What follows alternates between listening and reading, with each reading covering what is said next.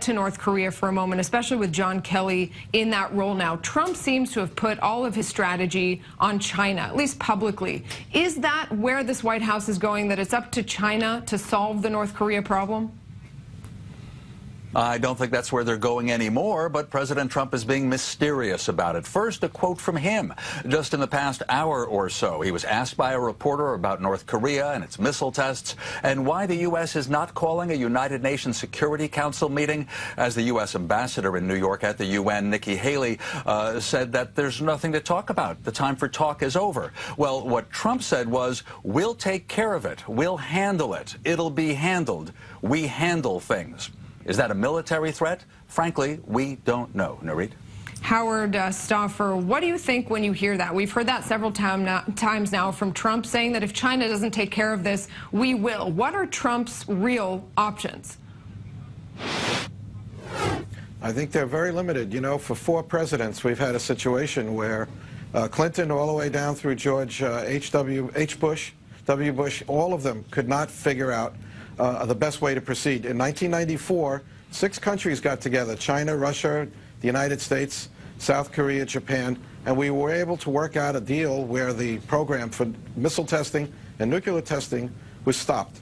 Of course, the North Koreans cheated on that, and it fell apart under George W. Bush's administration.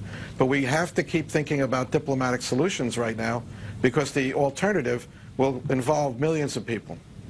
Howard, when we're looking at a regime like North Korea that doesn't mind clearly investing all of its resources in a nuclear weapons program rather than the well-being of its own people, do sanctions really work?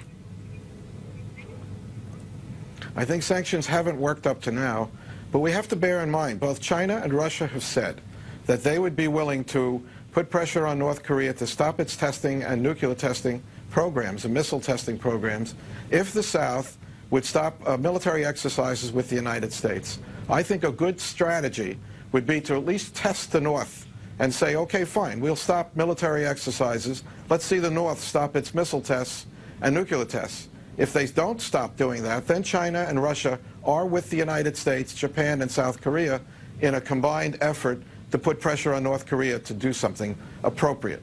Howard, so I think we need to start with that. And the next step would be, yeah. Go ahead, Howard.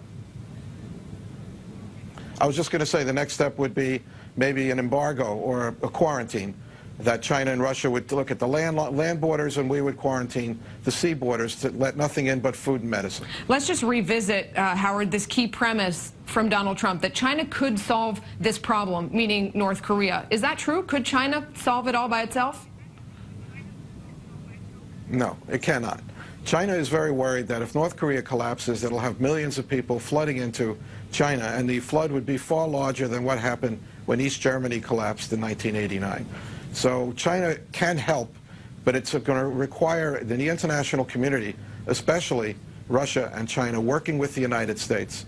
A military solution would put 25 million people in Seoul, just 40 miles south of the DMZ, the demilitarized zone, in jeopardy.